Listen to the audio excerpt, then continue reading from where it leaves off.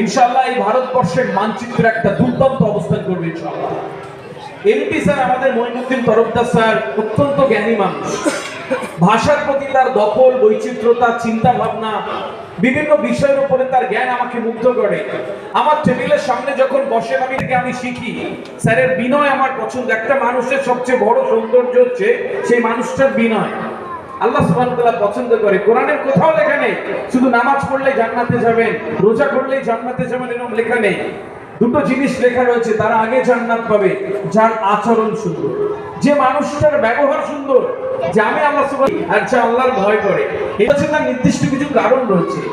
আমরা আশরাফুল মাখলুকাত, পৃথিবীর শ্রেষ্ঠ জীব, যাকে বিবেক বুদ্ধি দেওয়া হয়েছে। জন্মের সময় আপনাকে সব দেওয়া হয়েছে, দুটো হাত, দুটো চোখ, সুস্থ একটা শরীর, একটা ব্রেন।